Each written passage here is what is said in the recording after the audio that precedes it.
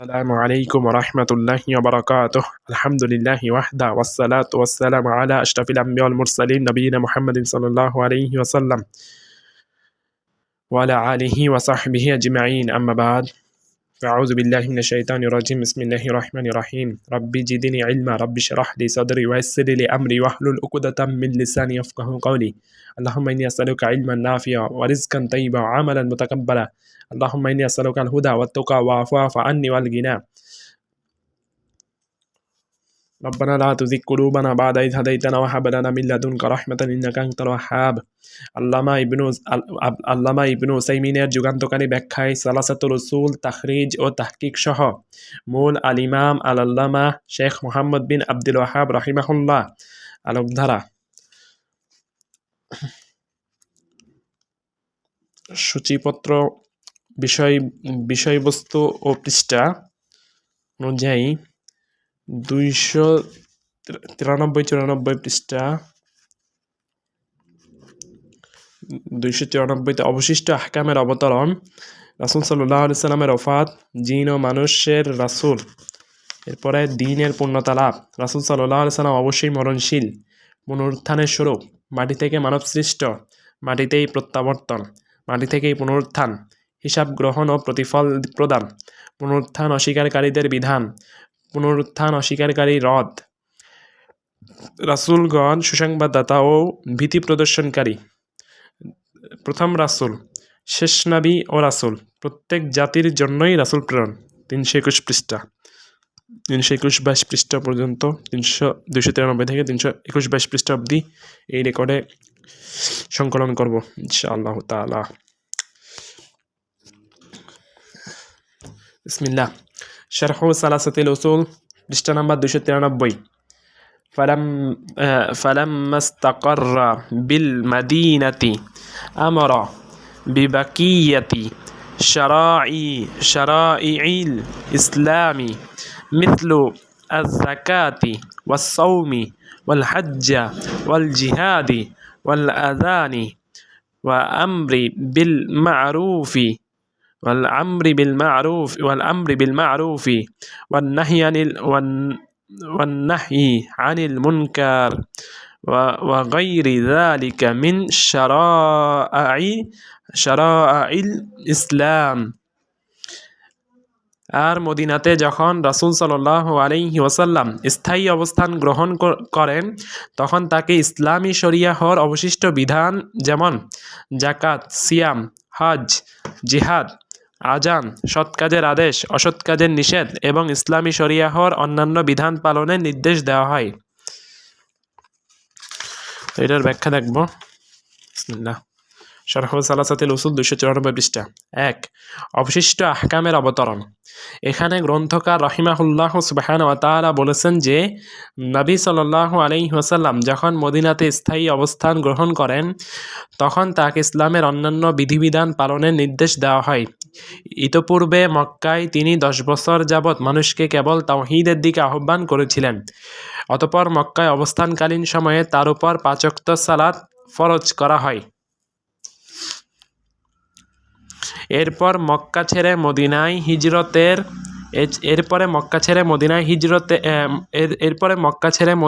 হিজরত করা পর্যন্ত তার উপর যাকাত, সিয়াম, হজ এবং অন্য কোনো ইসলামের নিদর্শনসমূহ ফরজ করা হয়নি। শেখ রাহিমাহুল্লাহ সুবহানাহু ওয়া তাআলা এর কথা থেকে এটা পরিষ্কার যে মৌলিক ও বিস্তারিত বিধিবিধান সহ যাকাত মদিনাতেই ফরজ করা হয়েছিল। তবে কিছু সংখ্যক উলামায়ে কিরাম এ অভিমত পোষণ করেন যে যাকাতের মূল নির্দেশনা মক্কায় অবস্থানকালীন সময়ই এসেছিল, কিন্তু সেখানে যাকাতের নিসাব এবং এর কি ওয়াজিব রয়েছে তা নির্ধারণ করা হয়নি, বরং মদিনাতে এর নিসাব ও এর মধ্যে ওয়াজিব বিষয়সমূহকে নির্ধারণ করা হয়েছে।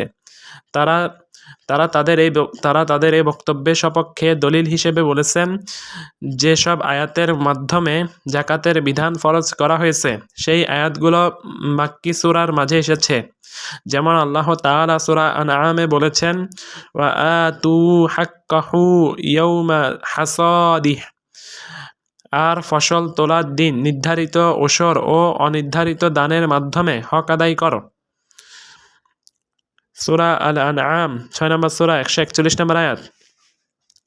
তিনি আরো বলেছেন, ওয়াল্লাযীনা ফী আমওয়ালিহিম হাক্কুম মা'লুম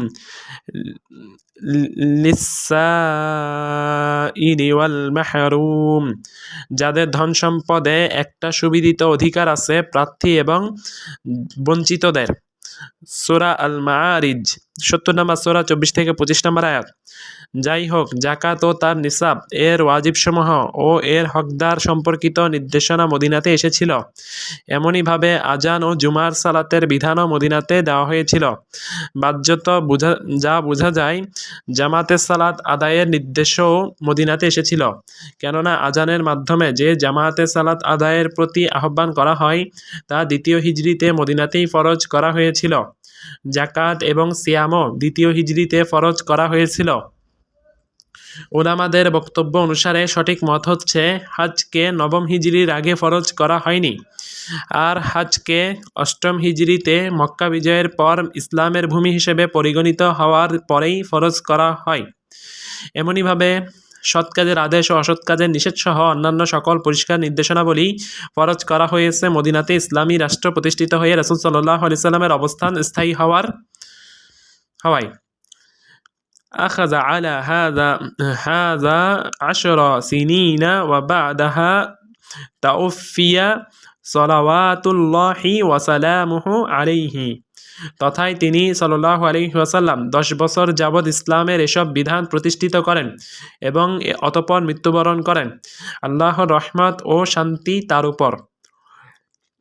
1. রাসূল সাল্লাল্লাহু আলাইহি ওয়াসাল্লামের ওফাত। রাসূল সাল্লাল্লাহু আলাইহি ওয়াসাল্লাম হিজরতের পর 10 বছর যাবৎ মদিনাতে ইসলামের এসব বিধিবিধান বাস্তবায়িত করেছেন।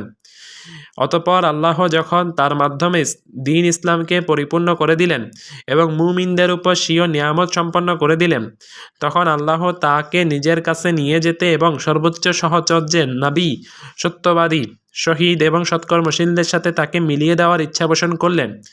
তাই সফর মাস শেষে রবিউল আউয়াল মাসের প্রথম থেকেই রাসূল সাল্লাল্লাহু আলাইহি ওয়াসাল্লামের অসুখ দেখা দিল।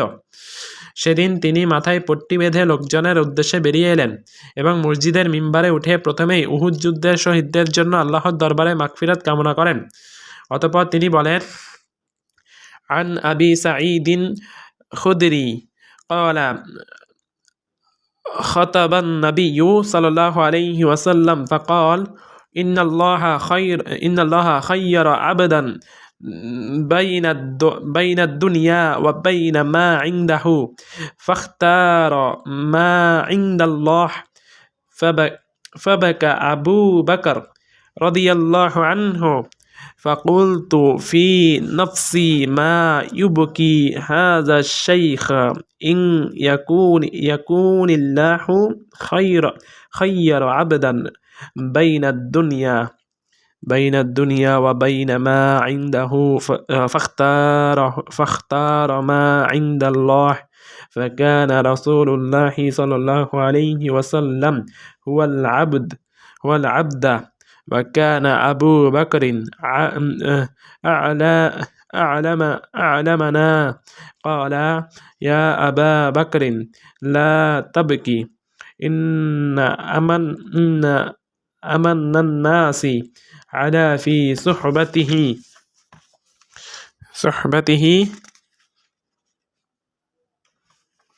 পৃষ্ঠা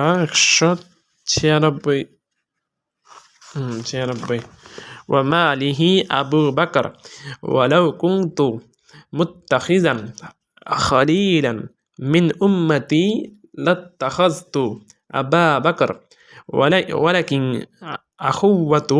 أخوة الإسلام ومودته لا يبقين في المسجد باب إلا سد إلا باب أبي بكر। আল্লাহ তাআলা তার এক বান্দাকে দুনিয়া ও আল্লাহর নিকট যা আছে এই দুইয়ের মধ্যে একটি গ্রহণের ইখতিয়ার দিলেন। তিনি আল্লাহর নিকট যা আছে তা গ্রহণ করলেন। তখন আবু বকর রাদিয়াল্লাহু তাআলা আনহু কাঁদতে লাগলেন। আমি মনে মনে ভাবলাম, এই বৃদ্ধকে কোন বিষয়টি কাঁদাচ্ছে? আল্লাহ তার এক বান্দাকে দুনিয়া ও আল্লাহর নিকট যা রয়েছে এই দুইয়ের একটা কারণ করার ইখতিয়ার দিলে তিনি আল্লাহর নিকট যা রয়েছে তা গ্রহণ করেছেন। এতে কাদার কি আছে? মূলত আল্লাহর রাসূল সাল্লাল্লাহু আলাইহি ওয়াসাল্লাম ছিলেন সেই বান্দা, আর আবু বকর রাদিয়াল্লাহু তাআলা আনহু ছিলেন আমাদের মাঝে সর্বাধিক জ্ঞানী। নবী সাল্লাল্লাহু আলাইহি ওয়াসাল্লাম বললেন, হে আবু বকর, তুমি কাঁদবে না। নিজের সহচর্য ও সম্পদ দিয়ে আমাকে যিনি সবচেয়ে অধিক ইহসান করেছেন তিনি আবু বকর।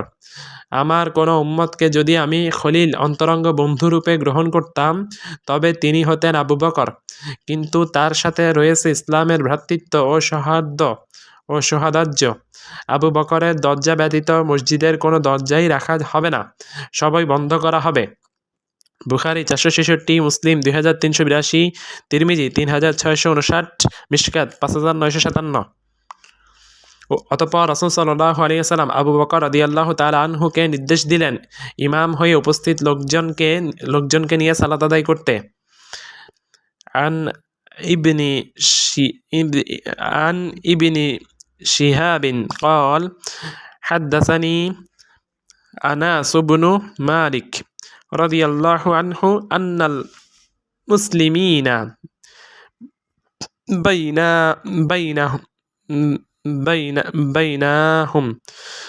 بينهم في صلاة الفجر من يوم الاثنين وأبو بكر يصلي لهم لم يفجأهم إلا رسول الله صلى الله عليه وسلم قد كشف ستر حجرة عائشة فنظر إليهم وهم في صفوف الصلاة ثم تبسم يضحك فنكص أبو بكر على عقبيه ليصل الصف وظن أن رسول الله صلى الله عليه وسلم يريد أن يخرج إلى الصلاة فقال أناس وهم المسلمون أن يفتنوا في صلاتهم فراحا برسول الله صلى الله عليه وسلم فأشار إليهم بيده رسول الله صلى الله عليه وسلم أن أتموا صلاتكم ثم دخل الحجرة وأرخى الستر। আনাস ইবনু মালিক রাদিয়াল্লাহু তাআলা আনহু থেকে বর্ণিত, সোমবারে সাহাবীগণ ফজরের সালাতে ছিলেন আর আবু বকর রাদিয়াল্লাহু তাআলা আনহু তাদের সালাতের ইমামতি করছিলেন। হঠাৎ রাসূলুল্লাহ সাল্লাল্লাহু আলাইহি ওয়াসাল্লাম আয়েশা রাদিয়াল্লাহু তাআলা আনহু এর ঘরের পর্দা উঠিয়ে তাদের দিকে দেখলেন। সাহাবীগণ কাতারবন্দি অবস্থায় সালাতে ছিলেন। তখন নবী সাল্লাল্লাহু আলাইহি ওয়াসাল্লাম মুচকি হাসি দিলেন। আবু বকর রাদিয়াল্লাহু তাআলা আনহু মুক্তাদির সারিতে পিছিয়ে আসতে মনস্থ করলেন। তিনি ধারণা করেছিলেন যে রাসূলুল্লাহ সাল্লাল্লাহু আলাইহি ওয়াসাল্লাম নিজে সালাত আদায়ের জন্য বের হওয়ার ইচ্ছা করছেন। আনাস রাদিয়াল্লাহু তাআলা আনহু বলেন, রাসূলুল্লাহ সাল্লাল্লাহু আলাইহি ওয়াসাল্লাম এর আগমনের আনন্দে সাহাবীগণের সালাত ভঙ্গের উপক্রম হয়েছিল, কিন্তু তিনি সাল্লাল্লাহু আলাইহি ওয়াসাল্লাম হাতের ইশারায় তাদের সালাত পূর্ণ করতে বললেন। তারপর তিনি ঘরে প্রবেশ করলেন ও পর্দা টেনে দিলেন। বুখারী 4448, সহিহ ইবনে খুজাইমা 1650। এরপর মহান আল্লাহ তাকে নিজ সান্নিধ্যে নিয়ে যাওয়ার জন্য 11 হিজরি সালের রবিউল আউয়াল মাসের 12 তারিখে মতান্তরে 13 তারিখ সোমবারে বেছে নিলেন। তার মৃত্যুর সময় ঘনিয়ে এলে তিনি তার পাশে রাখা একটি পানির পাত্রে হাত ভিজিয়ে বারবার নিজের চেহারা মুছে মুছে বলতে লাগলেন, লা ইলাহা ইল্লাল্লাহু ইন্না লিল মাউতি সাকারাত। আল্লাহ ভিন্ন সত্য কোনো মাবুদ নেই, মৃত্যু যন্ত্রণা সত্যিই কঠিন। বুখারী 4449, আজুর্রি আশ-শারিয়াহ 1843, তাবারানী কাবির 78, মিশকাত 5949। লা ইলাহা ইল্লাল্লাহ ইন্না লিল মাউতি সাকারাত, আল্লাহ ভিন্ন সত্য কোনো মাবুদ নেই, মৃত্যু যন্ত্রণা সত্যিই কঠিন। মিশকাত 59:59। তারপর তিনি আকাশের দিকে তাকিয়ে বললেন, আল্লাহুম্মা ফির রফিকিল আ'লা, হে আল্লাহ সর্বোচ্চ সহচর্যে মিলিত হতে চাই। বুখারী 4437, মুসলিম 2191, আহমদ 24,454।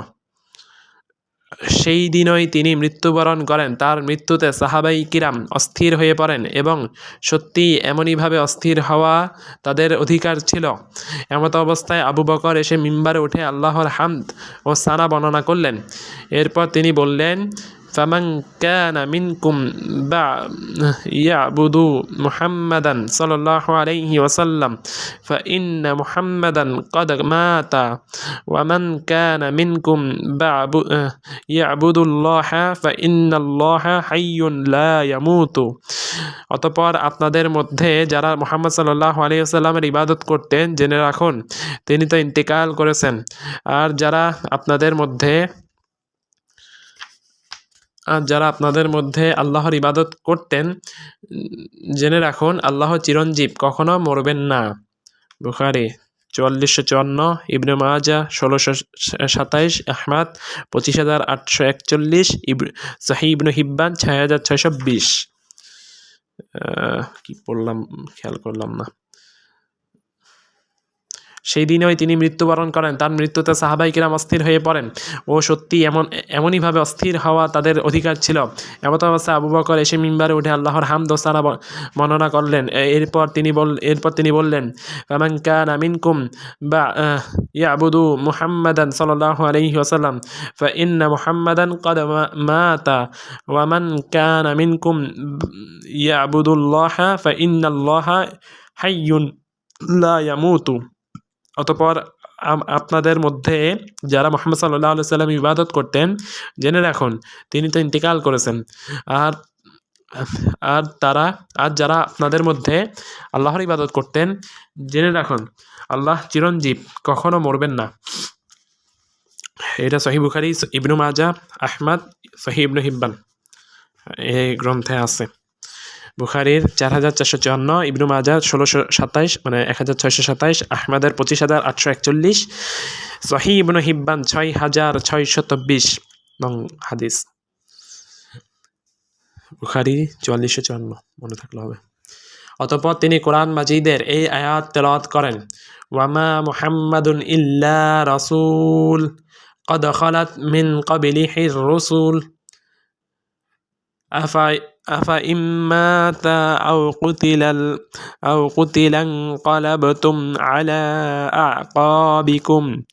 মুহাম্মদ হচ্ছে একজন রসুল মাত্র, তার পূর্বে আরও অনেক রসুল গত হয়েছে। কাজেই যদি সে মারা যায় কিংবা নিহত হয় তবে কি তোমরা উল্টো দিকে ঘুরে দাঁড়াবে? সূরা আল ইমরান 3 নম্বর সূরা 144 নম্বর আয়াত। তিনি আরও তেলাওয়াত করেন, ইন্নাকা মাইয়িতুন ওয়া ইন্নাহুম মাইয়িতুন, তুমিও মরবে আর তারাও মরবে। সূরা আজ-জুমার 39 নম্বর সূরা 30 নম্বর আয়াত। অতঃপর আবু বকর রাদিয়াল্লাহু তাআলা আনহু এর কথা শুনে লোকেরা প্রচণ্ড কান্নায় ভেঙে পড়লেন। এতক্ষণে তারা বুঝতে পারলেন যে সত্যিকার অর্থেই নবী সাল্লাল্লাহু আলাইহি ওয়াসাল্লাম ইন্তেকাল করেছেন।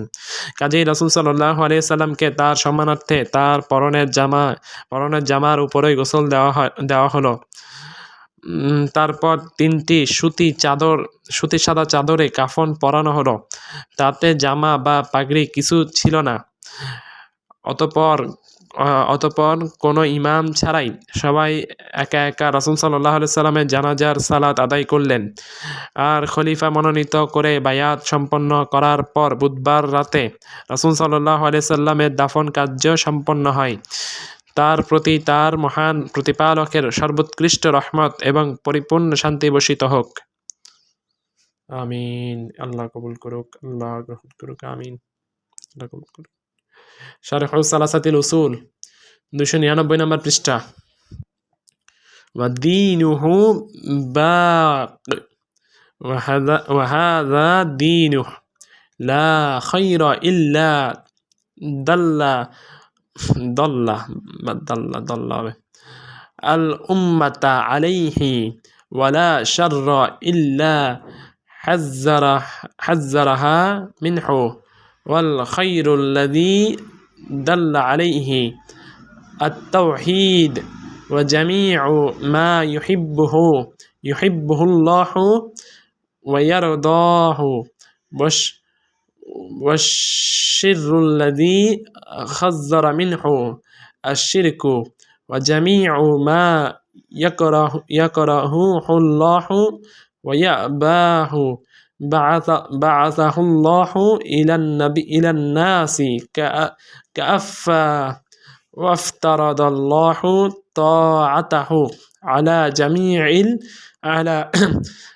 جميع الثقلين الجن والإنس والدليل قوله تعالى قل يا أيها الناس إني رسول الله إليكم جميعا আর তার দিন রয়ে গেল এটি তার সেই দিন এমন কোনো কল্যাণকর বিষয় নেই যার নির্দেশনা তিনি তার উম্মতকে দেননি আর কোনো ক্ষতিকর বিষয়ও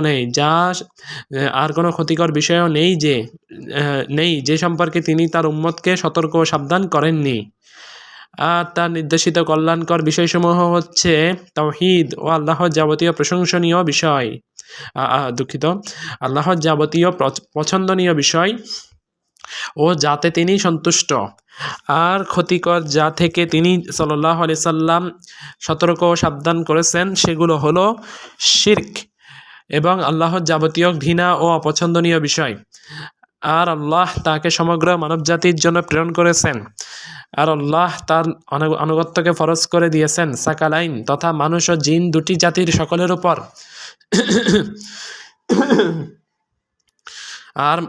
আর প্রমাণ মহান আল্লাহর বাণী বলো হে মানুষ আমি তোমাদের সকলের জন্য আল্লাহর রাসূল সূরা আল আরাফ 7 নম্বর সূরা 158 নম্বর আয়াত জিন ও মানুষের রাসূল এক সমগ্র মানবজাতির জন্য প্রেরণ করেছেন অর্থাৎ সমগ্র মানবজাতির প্রতি রাসূল হিসেবে পাঠিয়েছেন 2 এই আয়াতটি এ কথার প্রমাণ বহন করে যে মুহাম্মদ সাল্লাল্লাহু আলাইহি ওয়াসাল্লাম হলেন সমগ্র মানবজাতির প্রতি আল্লাহর রাসূল আর যিনি তাকে রাসূল হিসেবে পাঠিয়েছেন সেই মহান সত্তা আল্লাহ হলেন সমগ্র আসমান ও জমিনের মালিক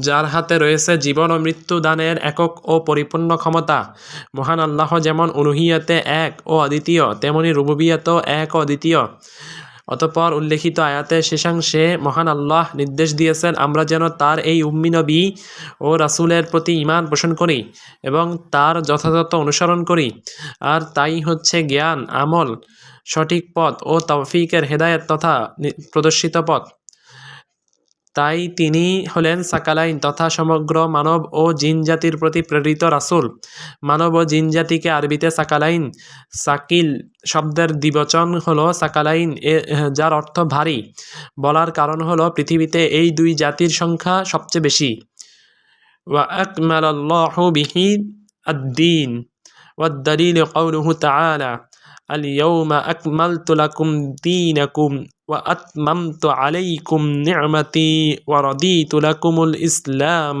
دينا তার মাধ্যমে আল্লাহ দ্বীনকে পূর্ণ করেন আর প্রমাণ মহান আল্লাহর বাণী আজ আমি তোমাদের জন্য তোমাদের দ্বীনকে পূর্ণাঙ্গ করে দিলাম তোমাদের প্রতি আমার নিয়ামত পূর্ণ করে দিলাম এবং ইসলামকে তোমাদের দ্বীন হিসেবে কবুল করে নিলাম সূরা আল মায়েদা 5 নম্বর সূরা 3 নম্বর আয়াত এক দ্বীনের পূর্ণতা লাভ রাসূল সাল্লাল্লাহু আলাইহি সাল্লাম এর দ্বীন কিয়ামা পর্যন্ত বিদ্যমান থাকবে তিনি তার মৃত্যুর পূর্বে উম্মতের জীবনের সর্বক্ষেত্রে যা কিছুর প্রয়োজন রয়েছে সবকিছু তিনি সুস্পষ্টভাবে ব্যক্ত করে গিয়েছেন যেমন আবু যার রাদিয়াল্লাহু তাআলা আনহু বলেছেন মা তারাকান নবী সাল্লাল্লাহু আলাইহি ওয়াসাল্লাম طائرا يقل بجناحيه في السماء وإلى ذكر لنا منه عليه علماء علما আকাশে একটি পাখির ডানা নাড়ানোর মাঝেও কি নিদর্শন রয়েছে, সেটুকু রাসূল সাল্লাল্লাহু আলাইহি সাল্লাম আমাদেরকে বলে গেছেন। মুসনাদ আহমদ 21361।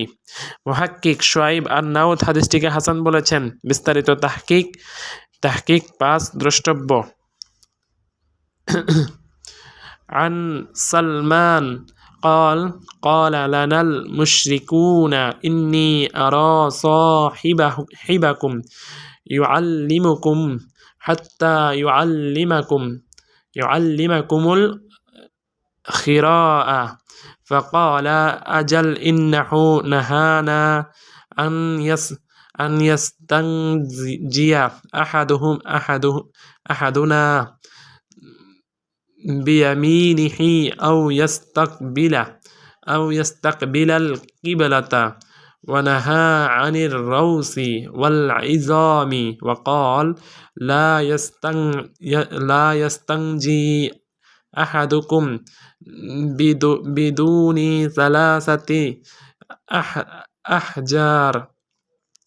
সালমান রাদিয়াল্লাহু তাআলা আনহু থেকে বর্ণিত, তিনি বলেন, মুশরিকরা একবার আমাকে বলল, আমরা দেখছি তোমাদের সঙ্গী রাসূল সাল্লাল্লাহু আলাইহি ওয়াসাল্লাম তোমাদেরকে সব কাজেই শিক্ষা দেয়, এমনকি প্রস্রাব পায়খানার নিয়ম নীতিও তোমাদেরকে শিক্ষা দেয়। জবাবে তিনি বললেন, হ্যাঁ, তিনি আমাদেরকে নিষেধ করেছেন ডান হাতে শৌচ কাজ করতে, ইস্তিনজার সময় কিবলামুখী হয়ে বসতে, এবং তিনি আমাদেরকে আরও নিষেধ করেছেন গোবর অথবা হাড় দিয়ে ইস্তিনজা করতে। তিনি বলেছেন তোমাদের কেউ যেন 3টি ঢিলার কম দিয়ে ইস্তিনজা না করে। আচ্ছা, মুসলিম 495, 262, আবু দাউদ 7, তিরমিজি 16, নাসাই 41, ইবনু মাজাহ 316। কাজেই নবী সাল্লাল্লাহু আলাইহি ওয়াসাল্লাম স্বীয় কথা দ্বারা কাজ দ্বারা দ্বীন ইসলামের প্রতিটি বিষয়বস্তু সম্পর্কে সুস্পষ্ট বিবরণ দিয়ে গেছেন, হোক তা নিজে থেকেই ব্যক্ত করার মাধ্যমে কিংবা কোনো প্রশ্নের উত্তর প্রদানের মাধ্যমে। আর তিনি যেসব বিষয় সুস্পষ্টভাবে বিবৃত করে গেছেন সেগুলোর মাঝে সর্বশ্রেষ্ঠ বিষয় হলো তাওহীদ। তিনি যেসব কাজের আদেশ দিয়েছেন সেসবের প্রত্যেকটিতে উম্মতের ইহকালীন ও পরকালীন কল্যাণ নিহিত রয়েছে, আর যেসব কাজ থেকে তিনি নিষেধ করেছেন সেসবের প্রত্যেকটিতে উম্মতের ইহকালীন ও পরকালীন অনিষ্ট ও কল্যাণ নিহিত রয়েছে। কিছু মানুষের অজ্ঞতাপূর্ণ দাবি হলো ইসলামের আদেশ নিষেধের মাঝে সংকীর্ণতা ও কাঠিন্য রয়েছে। এ ধরনের দাবির আসল কারণ হলো তাদের বুদ্ধিমত্তার ত্রুটি, ধৈর্যশক্তির স্বল্পতা এবং দ্বীনের ক্ষেত্রে তাদের দুর্বলতা। বরং এটা তো ইসলামের সাধারণ নীতি যে মহান আল্লাহ আমাদের জন্য দ্বীনের মাঝে এমন কোনো বিধান রাখেননি যা পালন করা আমাদের জন্য কঠিন, বরং দ্বীন ইসলামের প্রতিটি বিষয় সকলের জন্য অত্যন্ত সহজ, সরল ও সাবলীল। এ সম্পর্কে মহান আল্লাহ ইরশাদ করেছেন, ইউরিদুল্লাহু বিকুমুল ইউসরা ওয়ালা ইউরিদু বিকুমুল ইসর। আল্লাহ তোমাদের জন্য যা সহজ তা চান, যা কষ্টদায়ক তা চান না। সূরা আল বাকারা 2 নম্বর সূরা 185 নম্বর আয়াত।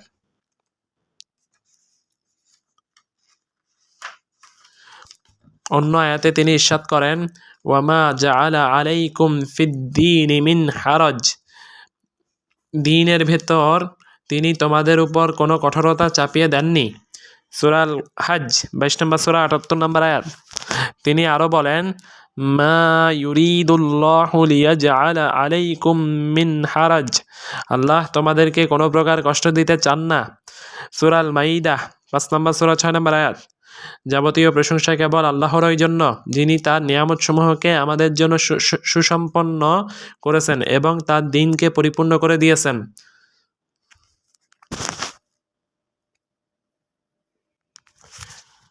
والدليل على موته صلى الله عليه وسلم قوله تعالى إنك ميت وإنهم ميتون ثم إنكم يوم القيامة عند ربكم تختصمون والناس إذا ماتوا يبعثون والدليل قوله تعالى منها خلقناكم وفيها نعيدكم ومنها نخرجكم تارة أخرى وقوله تعالى والله أنبتكم من الأرض نباتا ثم يعيدكم فيها ويخرجكم إخراجا। আর তার মৃত্যুর প্রমাণে মহান আল্লাহর বাণী, তুমিও মরবে আর তারাও মরবে, অতঃপর কিয়ামত দিবসে তোমরা তোমাদের প্রতিপালকের সম্মুখে বাদানুবাদ করবে। সূরা জুমার 39 নম্বর সূরা 30 থেকে 31 নম্বর আয়াত। মানুষের মৃত্যু হলে পুনরুত্থিত হবেই। আর দলিল মহান আল্লাহর বাণী, মাটি থেকে আমি তোমাদেরকে সৃষ্টি করেছি, তাতেই আমি তোমাদেরকে ফিরিয়ে নেব আর তার থেকে তোমাদেরকে আবার বের করব। আর আল্লাহ তাআলার বাণী, আল্লাহ তোমাদেরকে মাটি থেকে উদ্গত করেন এবং ক্রমশ বাড়িয়ে তোলেন, যেমন বাড়িয়ে তোলেন বৃক্ষকে। অতঃপর এই মাটিতেই তোমাদেরকে ফিরিয়ে আনবেন এবং তোমাদেরকে পুনরুত্থিত করবেন। সূরা নূহ 71 নম্বর সূরা 17 থেকে 18 নম্বর আয়াত। রাসূল সাল্লাল্লাহু আলাইহি ওয়াসাল্লাম অবশ্যই মরণশীল। এই আয়াত সুস্পষ্টভাবে প্রমাণ করে যে রাসূল সাল্লাল্লাহু আলাইহি ওয়াসাল্লাম এবং যাদের প্রতি তাকে পাঠানো হয়েছে তারা সকলেই মরণশীল। অতঃপর কিয়ামতের দিন তারা আল্লাহর নিকট বিবাদে লিপ্ত হবে। তখন আল্লাহ তাদের মাঝে সত্য সঠিক ফয়সালা করে দিবেন। আর সেদিন তিনি কাফিরদেরকে মুমিনদের উপর বিজয়ী হওয়ার কোনো পথ খোলা রাখবেন না। 2. পুনরুত্থানের স্বরূপ। উপরের বাক্যটি শেখ রাহিমাহুল্লাহ সুবহানাহু ওয়া তাআলা সুস্পষ্টভাবে বিব্রত করেছেন যে প্রতিটি মানুষই মৃত্যুর পর পুনরুত্থিত হবে।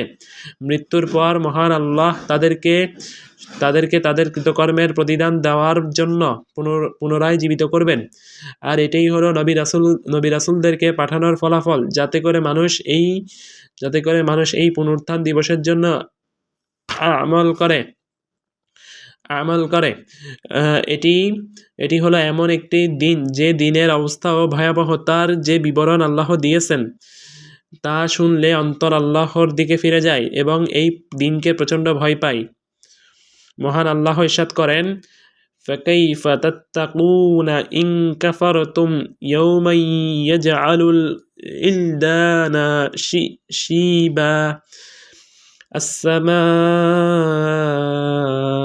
مُنفَطِرٌ بِهِ كَانَ وَعْدُهُ مَفْعُولًا। অতএব তোমরা যদি এই রাসূলকে অস্বীকার করো তাহলে তোমরা কিভাবে সেদিন আত্মরক্ষা করবে, যে দিনটি তার ভীষণতা ও ভয়াবহতায় বালককে করে দেবে বুড়ো, যার কারণে আকাশ ফেটে যাবে, আল্লাহর ওয়াদা পূর্ণ হয়ে যাবে। বাক্যটিতে মৃত্যুর পর পুনরুত্থানের প্রতি ঈমান পোষণের দিকে ইঙ্গিত প্রদান করা হয়েছে। আর এই বিষয়ে শেখ রাহিমাহুল্লাহ সুবহানাহু ওয়া তাআলা 2টি আয়াতকে দলিল হিসেবে পেশ করেছেন। মাটি থেকে মানব সৃষ্টি, অর্থাৎ মাটি থেকে আমি তোমাদেরকে সৃষ্টি করেছি, যেমনভাবে আদম আলাইহিসসালাতুসসালামকে আমি মাটি থেকে সৃষ্টি করেছি। 4. মাটিতেই প্রত্যাবর্তন, অর্থাৎ মৃত্যুর পর মাটিতে দাফন করার মাধ্যমে। 5. মাটি থেকেই পুনরুত্থান, অর্থাৎ কিয়ামতের দিন পুনরুত্থানের মাধ্যমে। 6. এই আয়াতটি নিম্নের আয়াতের সাথে সম্পূর্ণ সমর্থক। মিনহা খলাকনাকুম ওয়া ফিহা নুঈদুকুম ওয়া মিনহা নুখরিজুকুম তারাতান উখরা। মাটি থেকে আমি তোমাদেরকে সৃষ্টি করেছি, তাতেই আমি তোমাদেরকে ফিরিয়ে নেব আর তার থেকে তোমাদেরকে আবার বের করব। সূরা তাহা 20 নম্বর সূরা 5 নম্বর আয়াত। 20 নম্বর সূরা 55 নম্বর আয়াত, দুঃখিত। এই অর্থে কোরআন মাজিদে আরও অনেক আয়াত রয়েছে। মানুষকে মাটি থেকে সৃষ্টি করে আবার তাতেই তাদেরকে ফিরিয়ে দেওয়ার মাধ্যমে মূলত আল্লাহ কিয়ামতের দিন মানুষের পুনরুত্থানের বিষয়টি প্রমাণ করেছেন, যাতে করে মানবজাতি পুনরুত্থানের প্রতি ঈমান পোষণ করে এবং আল্লাহ ও পরকালের প্রতি তাদের ঈমান যাতে বৃদ্ধি পায়। আর তারা যেন সেই মহান কিয়ামা দিবসের জন্য কাজ করে। আমরা মহান আল্লাহর নিকট প্রার্থনা করছি তিনি যেন আমাদেরকে সেই মহান দিবসের জন্য কাজ করার তৌফিক দান করেন এবং সেই দিনে আমাদেরকে সৌভাগ্যের অধিকারী করেন। ওয়া বা'দাল বা'সি মুহাসাবুনা ওয়া মুজজিউনা بأعمالهم والدليل قوله تعالى ليجزي الذين أساءوا بما عملوا ويجزي الذين أحسنوا بالحسنى। আর পুনরুত্থানের পর হিসাব গ্রহণ এবং তাদের আমল অনুযায়ী প্রতিদান দেওয়া হবে। আর দালিল মহান আল্লাহর বাণী, যাতে তিনি যারা মন্দ কাজ করে তাদেরকে তাদের কাজের প্রতিফল দেন, আর যারা সৎকর্ম করে তাদেরকে দেন শুভ প্রতিফল। সূরা আন-নাজম 53 নম্বর সূরা 31 নম্বর আয়াত। 1. হিসাব গ্রহণ এবং প্রতিফল প্রদান, অর্থাৎ প্রতিটি মানুষ দুনিয়াতে যেসব কাজ করেছে পুনরুত্থানের পর তার প্রতিটি কাজের হিসাব নেওয়া হবে এবং সে অনুযায়ী তাকে প্রতিদান দেওয়া হবে। কেউ সৎকর্ম করে থাকলে সে ভালো প্রতিদান লাভ করবে, আর মন্দ কাজ করে থাকলে মন্দ প্রতিদান পাবে। এ সম্পর্কে মহান আল্লাহ ইরশাদ করেছেন, ফামান ইয়ামাল মিসকালা যাররাতিন খায়রান ইয়ারাহ ওয়া মান ইয়ামাল মিসকালা যাররাতিন শাররান ইয়ারাহ। অতএব কেউ অনুপরিমাণ সৎ কাজ করলে সে তা দেখবে, আর কেউ অনুপরিমাণ অসৎ কাজ করলে সেও তা দেখবে। সূরা জিলজাল 99 নম্বর সূরা 7 থেকে 8 নম্বর আয়াত। তিনি আরো ইরশাদ করেন, ওয়ানাদাউল মাওয়াজিনাল কিসত লিয়াউমিল কিয়ামাতি ফালা তুযলামু নাফসুন শাইআ وإن كان مثقال حبة من خردل أتينا بها وكفى بنا حاسبين। আর কিয়ামত দিবসে আমি সুবিচারের মানদণ্ড স্থাপন করব, অতঃপর কারোর প্রতি এতটুকু অন্যায় করা হবে না। কর্ম সরিষার দানা পরিমাণ হলেও তা আমি হাজির করব, হিসাব গ্রহণে আমি যথেষ্ট। সূরা আল-আম্বিয়া 21 নম্বর সূরা 47 নম্বর আয়াত।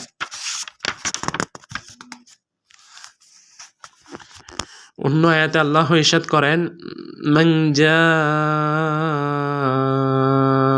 বিল হাসানাতি ফালাহু আশরু আমসালিহা ওয়া মান জাআ بالسيئات فلا يجزى إلا مثلها وهم لا يظلمون। যে ব্যক্তি সৎকর্ম করবে তার জন্য আছে 10 গুণ পুরস্কার, আর যে ব্যক্তি অসৎ কাজ করবে তাকে শুধু কৃতকর্মের তুল্য প্রতিফল দেওয়া হবে, তাদের উপর অত্যাচার করা হবে না। সূরা আল-আনআম 6 নম্বর সূরা 160 নম্বর আয়াত।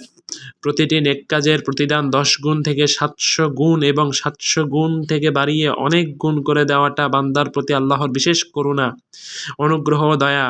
মানুষকে নেক কাজ করার তৌফিক দান করা যেমন আল্লাহর দয়া ও অনুগ্রহ, তেমনি নেক কাজের জন্য সেই কাজের চেয়ে অনেক গুণ বেশি প্রতিদান দেওয়াও বান্দার প্রতি আল্লাহর এক বিশেষ অনুগ্রহ। পক্ষান্তরে বান্দাকে তার মন্দ কাজের প্রতিফল দেওয়া হবে, সেই খারাপ কাজের সমপরিমাণ বেশি দেওয়া হবে না। মহান আল্লাহ ইরশাদ করেছেন, ওয়ামান জাআ বিস-সাইয়্যিআতি ফালা ইউজজা ইল্লা মিসলাহা ওয়া হুম লা ইউযলামুন। আর যে ব্যক্তি অসৎ কাজ করবে তাকে শুধু কৃতকর্মের তুল্য প্রতিফল দেওয়া হবে, তাদের উপর অত্যাচার করা হবে না। সূরা আল-আনআম 6 নম্বর সূরা 160 নম্বর আয়াত। এটি হলো বান্দার প্রতি আল্লাহর পরিপূর্ণ দয়া, অনুগ্রহ ও সদাচরণ। এরপর এই কথার প্রমাণ হিসেবে শেখ রাহিমাহুল্লাহ সুবহানাহু ওয়া তাআলা এই আয়াতটি পেশ করেছেন, তা হলো লিয়াজজিয়াল্লাযীনা আসাউ বিমা আমিলু, যাতে তিনি যারা মন্দ কাজ করে তাদেরকে তাদের কাজের প্রতিফল দেন।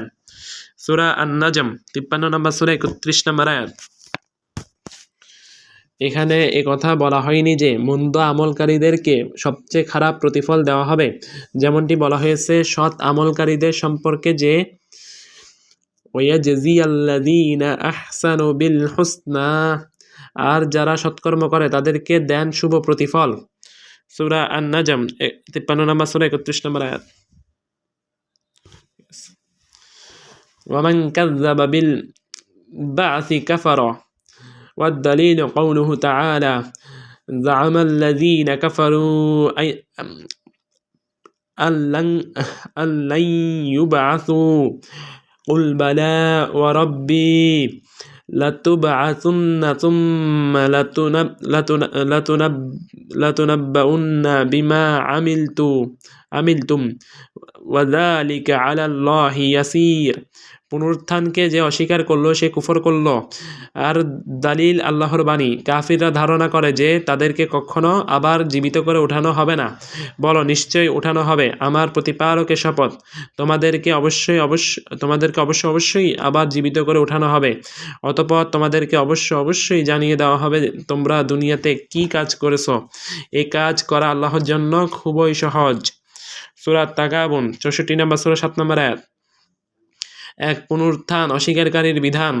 যে ব্যক্তি মৃত্যুর পর পুনরুত্থানের বিষয়টি অস্বীকার করবে সে কাফির। মহান আল্লাহ ইরশাদ করেছেন, وقالوا إن هي إلا حياتنا الدنيا وما نحن بمبعوثين ولو ترى إذ وقفوا على ربهم قال أليس هذا بالحق قالوا بلى وربنا قال فذوقوا العذاب بما كنتم تكفرون। তারা বলে, আমাদের দুনিয়ার জীবন ছাড়া আর কোনো জীবন নেই, আমাদেরকে আবার জীবিত করে ওঠানো হবে না। তুমি যদি দেখতে যখন তাদেরকে তাদের প্রতিপালকের সামনে দাঁড় করানো হবে তখন তিনি বলবেন, তোমরা এখন যে পরিস্থিতির সম্মুখীন হয়েছ তা কি সত্য নয়? তারা বলবে, আমাদের রবের কসম তা সত্য। তিনি বলবেন, তোমরা কুফরি করেছিলে, তার জন্য এখন শাস্তি ভোগ করো। সূরা আল-আনআম 6 নম্বর সূরা 29 থেকে 30 নম্বর আয়াত। তিনি আরও ইরশাদ করেছেন, ওয়াইলু ইয়াউমাইযিল লিল মুকাযযিবিন আল্লাযীনা ইউকাযযিবুনা বিয়াউমিদ্দিন ওয়ামা ইউকাযযিবু বিহি ইল্লা কুল্লু মু'তাদিন আসীম ইযা তুতলা আলাইহি আয়াতুনা ক্বালা আসাতিরুল أولين كلا بل ران على قلوبهم ما كانوا يكسبون كلا إنهم عن ربهم يومئذ لمحجوبون ثم إنهم لصال الجحيم ثم يقال هذا الذي كنتم به تكذبون। সেদিন দুর্ভোগ হবে অস্বীকারীদের, যারা কর্মফল দিবসকে অস্বীকার করে। কেবল সীমালঙ্ঘনকারী পাপাচারী ছাড়া কেউই তা অস্বীকার করে না। আর তার সামনে যখন আমার আয়াত পড়ে শোনানো হয় তখন সে বলে, এ তো প্রাচীনকালের লোকেদের কাহিনী।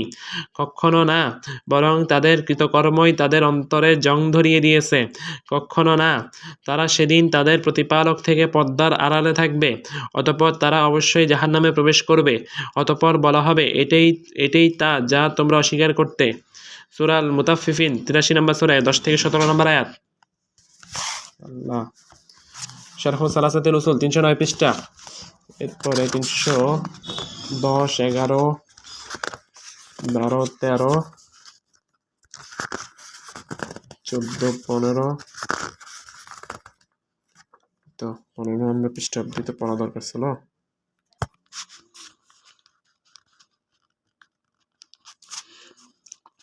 অন্য আয়াতে তিনি ইরশাদ করেন, বাল কাযযাবু বিস-সাআ ওয়া আ'তাদনা লিমান কাযযাবা বিস-সাআতি সাঈরা। আসলে তারা কিয়ামতকে অস্বীকার করে, আর যারা কিয়ামতকে অস্বীকার করে তাদের জন্য আমি প্রস্তুত করে রেখেছি জ্বলন্ত আগুন। সূরা আল ফুরকান 25 নম্বর সূরা 11 নম্বর আয়াত। মহান আল্লাহ আরো বলেন, ওয়াল্লাযীনা কাফারু বিআয়াতিল্লাহি ওয়া লিকাইহি উলাইকা ইয়াইসু মির রাহমাতি ওয়া উলাইকা লাহুম আযাবুন আলীম। যারা আল্লাহর নিদর্শনাবলীকে আর তার সাক্ষাৎকে অস্বীকার করে তারা আমার রহমত থেকে নিরাশ হবে, আর তাদের জন্য আছে ভয়াবহ শাস্তি। সূরা আল আনকাবুত 29 নম্বর সূরা 23 নম্বর আয়াত। শেখ রাহিমাহুল্লাহ সুবহানাহু ওয়া তাআলা এই বিষয়ে দলিল হিসেবে উল্লেখ করেছেন, জাআমাল্লাযীনা কাফারু আল্লান ইউবআসু কুল বালা ওয়া রাব্বি লাতুবআসুন্না লাতুনাব্বিউন্না বিমা আমিলতুম ওয়া যালিকা আলাল্লাহি ইয়াসির। কাফিররা ধারণা করে যে তাদেরকে কখনো আবার জীবিত করে ওঠানো হবে না, বলো নিশ্চয়ই ওঠানো হবে। আমার প্রতিপালকের শপথ, তোমাদেরকে অবশ্যই আবার জীবিত করে ওঠানো হবে, অতঃপর তোমাদেরকে অবশ্যই জানিয়ে দেওয়া হবে তোমরা দুনিয়ায় কি কাজ করেছো। এই কাজ করা আল্লাহর জন্য খুবই সহজ। সূরা তাগাবুন 64 নম্বর সূরা 7 নম্বর আয়াত। পুনরুত্থান অস্বীকারীর রদ। পুনরুত্থানকে যারা অস্বীকার করে তাদের টনক নাড়ার জন্য উপযুক্ত জবাব নিম্নে উল্লেখ করা হলো। প্রথমত, পুনরুত্থান এমন একটি বিষয় যা সকল আসমানি কিতাব ও শরীয়তে উল্লেখিত হয়েছে, নবী রাসূলগণ থেকে ধারাবাহিক ও ব্যাপকভাবে বর্ণিত হয়েছে এবং তাদের জাতি ও সম্প্রদায় বিষয়টিকে সত্য বলে মেনে নিয়েছে। তাহলে তোমরা কি করে এটাকে অস্বীকার করতে পারো? অথচ তোমরা কোনো প্রাচীন দার্শনিক আবিষ্কারক কিংবা চিন্তাবিদ থেকে বর্ণিত এমন সব বর্ণনাকে সত্য বলে বিশ্বাস করে থাকো যেগুলোর বর্ণনা সূত্র, সত্যতা ও বাস্তবতার মাপকাঠিতে এতই নিম্নমানের যে পুনরুত্থানের বর্ণনার ধারের কাছেও সেগুলো পৌঁছাতে পারবে না। দ্বিতীয়ত, মৃত্যুর পর পুনরুত্থানের বিষয়টি যে সম্ভব, মানবীয় বিবেক বুদ্ধিও নানাভাবে এ কথা সাক্ষ্য দেয়।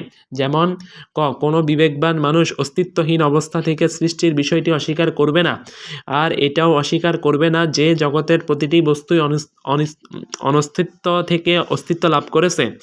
অতএব যে মহান সত্তা আমাদেরকে অনস্তিত্ব থেকে অস্তিত্ব দান করলেন এবং শূন্য থেকে সৃষ্টি করলেন, নিঃসন্দেহে তিনি আমাদেরকে পুনরায় সেই প্রথম অবস্থায় ফিরিয়ে নিতে সম্পূর্ণভাবে সক্ষম।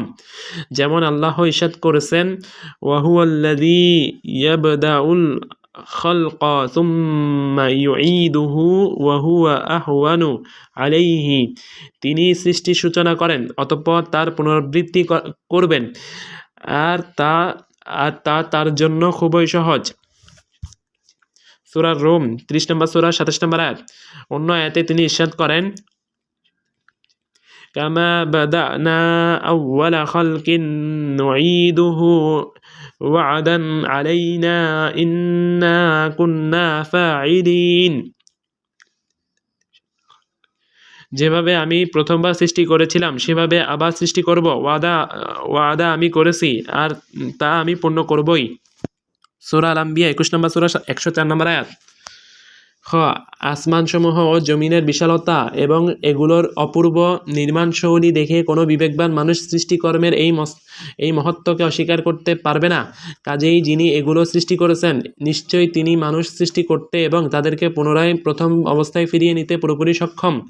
মহান আল্লাহ ইরশাদ করেন, লা খালকুস সামাওয়াতি ওয়াল আরদি আকবারু মিন খালকিন নাস। অবশ্যই আসমান ও জমিনের সৃষ্টি মানুষ সৃষ্টির চেয়ে বড় ব্যাপার।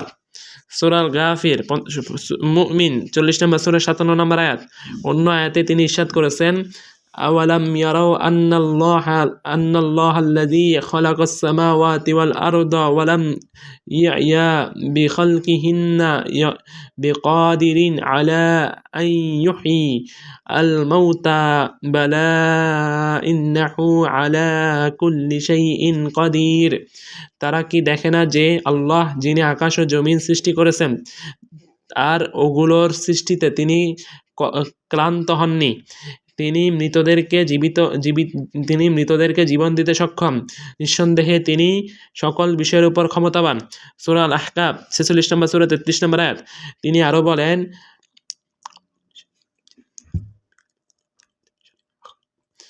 أوليس الذي خلق السماوات والأرض بقادر على أن يخلق مثلهم بلى وهو الخلاق العليم إنما أمره إذا أراد شيئا أن يقول له كن فيكون। যিনি আসমান জমিন সৃষ্টি করেছেন, তিনি কি সেই লোকদের অনুরূপ আবার সৃষ্টি করতে সক্ষম নন? হ্যাঁ, অবশ্যই তিনি মহাস্রষ্টা, সর্বজ্ঞ। তার কাজকর্ম কেবল এই রকম যে যখন তিনি কোনো কিছুর ইচ্ছে করেন তখন তাকে হুকুম করেন যে হয়ে যাও, আর অমনি তা হয়ে যায়। সূরা ইয়াসিন 36 নম্বর সূরা 81 থেকে 82 নম্বর আয়াত। গ প্রত্যেক চক্ষুষ্মান ব্যক্তি দেখতে পাবে যে জমিন কখনো অনুর্বর হয়ে যায় এবং গাছপালা ও তরুলতা মরে যায়, অতঃপর যখন এগুলোর উপর বৃষ্টি হয় তখন জমিন আবার উর্বর হয়ে ওঠে এবং মৃত সেসব গাছপালা ও তরুলতা নতুন জীবন ফিরে পায়। কাজেই যিনি মৃত ভূমিকে জীবন্ত করে তুলতে পারেন, নিশ্চয়ই তিনি মৃত মানুষদেরকে জীবিত করতে এবং তাদেরকে পুনরুত্থিত করার পূর্ণ ক্ষমতা রাখেন।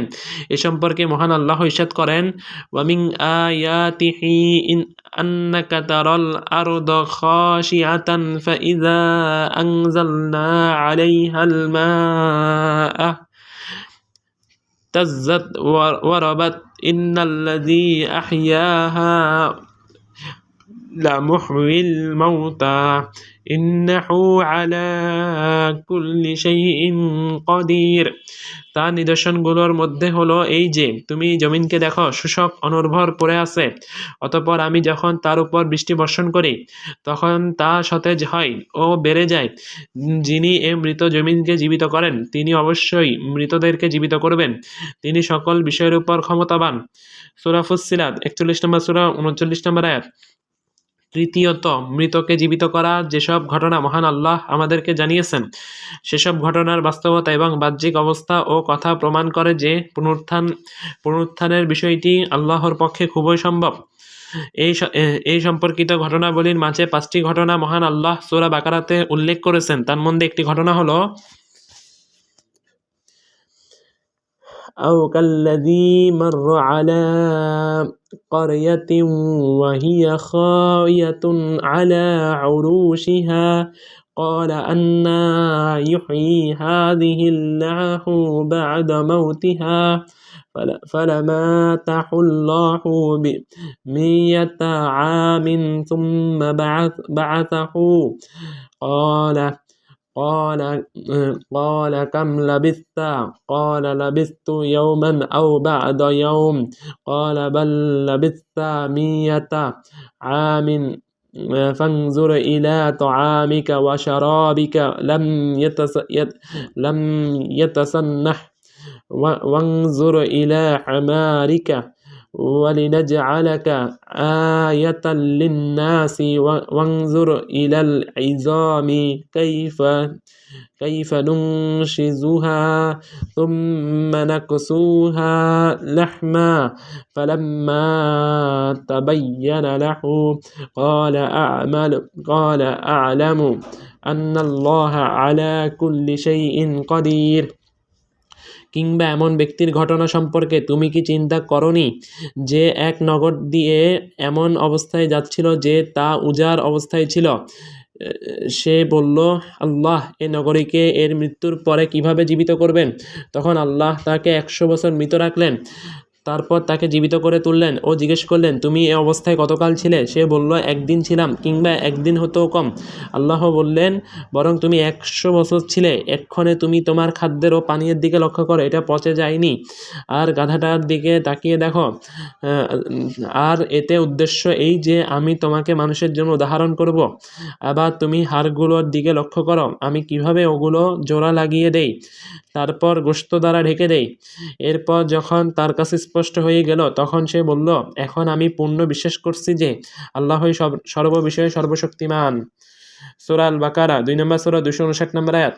চতুর্থত, হিকমার দাবি হচ্ছে মৃত্যুর পর প্রতিটি মানুষের পুনরুত্থান হোক যাতে করে তাদের প্রত্যেক দুনিয়ায় যা করেছে তার প্রতিফল লাভ করতে পারে। যদি তা না হয় তাহলে তো মানুষ সৃষ্টির বিষয়টি হবে অনর্থক, মূল্যহীন এবং হিকমাবিহীন। তা না হলে এই জীবনে মানুষ ও পশুর মধ্যে আর কোনো পার্থক্য থাকবে না। তাই মহান আল্লাহ ইরশাদ করেছেন, আফা হাসিবতুম আন্নামা খালাকনাকুম আবাসাও ওয়া আন্নাকুম ইলাইনা লা তুরজাউন ফাতাআলা আল্লাহুল মালিকুল হাক্কু লা ইলাহা ইল্লা হুয়া রব্বুল আরশিল কারীম। তোমরা কি ভেবেছিলে যে আমি তোমাদেরকে তামাশার বস্তু হিসেবে সৃষ্টি করেছি আর তোমাদেরকে আমার কাছে ফিরিয়ে আনা হবে না? সুচ্চ মহান আল্লাহ যিনি প্রকৃত মালিক, তিনি ছাড়া সত্যিকারের কোনো ইলাহ নেই, সম্মানিত আরশের অধিপতি। সূরা মুমিনুন 23 নম্বর সূরা 115 থেকে 116 নম্বর আয়াত। অন্য আয়াতে তিনি ইরশাদ করেন, ইন্নাস সাআতা আতিয়াতুন আতিয়াতুন আকাদু উখফিহা লিতুজজা কুল্লি নাফসিন বিমা তাসআ। কিয়ামত অবশ্যম্বী, আমি এটা গোপন রাখতে চাই যাতে প্রত্যেককে নিজ কাজ অনুযায়ী প্রতিদান দেওয়া যায়। সূরা তাহা 20 নম্বর সূরা 15 নম্বর আয়াত। তিনি আরো বলেন, ওয়া আকসামু বিল্লাহি জাহদা আইমানিহিম লা ইয়াবআসুল্লাহু মান ইয়ামুতু বালা ওয়া'দান আলাইহি হাক্কান ওয়ালাকিন্না আকতারান নাস লা ইয়ালামুন ليبين لهم الذي يختلفون فيه وليعلم الذين كفروا أنهم كانوا كاذبين إنما قولنا لشيء إذا أردناه أن نقول له كن فيكون। তারা আল্লাহর নামে শক্ত কসম খেয়ে বলে, যার মৃত্যু ঘটে আল্লাহ তাকে পুনরায় জীবিত করবেন না। অবশ্যই করবেন, এটা তো একটা প্রতিশ্রুতি যা পূরণ করা তার দায়িত্ব, কিন্তু অধিকাংশ মানুষই তা জানে না। তাদেরকে পুনর্জীবিত করা হবে যারা এই ব্যাপারে মতভেদ করেছিল তাদের কাছে স্পষ্ট করে দেওয়ার জন্য, আর কাফিরগণ যাতে জানতে পারে যে তারা ছিল মিথ্যাবাদী। কোনো বিষয়ে আমি ইচ্ছা করলে বলি হয়ে যাও, ফলে তা হয়ে যায়। সূরা আন-নাহল 16 নম্বর সূরা 38 থেকে 40 নম্বর আয়াত। অন্যত্র তিনি ইরশাদ করেছেন, জাআমাল্লাযীনা কাফারু আল্লান ইউবআসু কুল বালা ওয়া রাব্বি লাতুবআসুন্না সুম্মা লাতুনাব্বিউন্না বিমা আমিলতুম ওয়া যালিকা আলাল্লাহি ইয়াসীর। কাফিররা ধারণা করে যে তাদেরকে কখনো আবার জীবিত করে উঠানো হবে না, বরং নিশ্চয়ই উঠানো হবে। আমার প্রতিপালকের শপথ, তোমাদেরকে অবশ্যই আবার জীবিত করে উঠানো হবে। অতঃপর তোমাদেরকে অবশ্যই জানিয়ে দেওয়া হবে তোমরা দুনিয়ায় কি কাজ করেছো। এই কাজ করা আল্লাহর জন্য খুবই সহজ। সূরা তাগাবুন 64 নম্বর সূরা 7 নম্বর আয়াত। এত সব সুস্পষ্ট প্রমাণ পেশ সত্য যারা পুনরুত্থানের বিষয়টিকে অস্বীকার করে এর উপর অটল থাকে, নিঃসন্দেহে তারা অহংকারী ও জেদি। আর জালিমরা নিশ্চয়ই জানবে কোন ধরনের গন্তব্যস্থলে তারা ফিরে যাবে। 315 নম্বর পৃষ্ঠা অব্দি বলা শুরু করছিলাম যে এটা এই রেকর্ডের মধ্যে 294 থেকে 294 থেকে ধরলাম, 294 থেকে ধরবো, তাইলে 294 থেকে 315, 294 থেকে 315 শেষ। সূচিপত্র অনুযায়ী এর পরবর্তী ধাপে থাকবে আকর্ষণীয় কি থাকবে দেখি। 215 বের করি, 215 সূচিপত্র শেষে 315। আল্লাহ, এত বেশি বলে ফেলেছি। আলহামদুলিল্লাহ, ফালিল্লাহিল হামদ। হাদা মিন রাহিম রাব্বি। 316 এই রাসূলগণ সুসংবাদদাতা ও ভীতি প্রদর্শনকারী। 316 প্রথম রাসূল, 318 শেষ নবী ও রাসূল, 320 প্রত্যেক জাতির জন্যই রাসূল প্রেরণ, 321 এরপরে আছে তাগুত। 322 তাগুতের মর্মার্থ শাসকদের আনুগত্যে জনগণের অবস্থাসমূহ। শাসকের তাগুত প্রধানেরা ইবলিস উপাসিত সন্তুষ্ট, স্বীয় উপাসনার প্রতি আহ্বানকারী, ইলমুল গায়বের দাবিদার, আল্লাহর অবতীর্ণ বিধান ভিন্ন আইন দ্বারা বিচার ফয়সালার ক্ষেত্রে মুনাফিকদের বৈশিষ্ট্যাবলী একাধিকভাবে। এই তো 340 পর্যন্ত। তারপরে সমাপ্তি কথা, এরপরে তাহকিকাত 343 থেকে নিয়ে 396। সুবহানাকাল্লাহুম্মা বিহামদিকা আশহাদু আল্লা ইলাহা ইল্লা আনতা আস্তাগফিরুকা ওয়া আতুবু ইলাইক। আসসালামু আলাইকুম ওয়া রাহমাতুল্লাহি ওয়া বারাকাতুহু।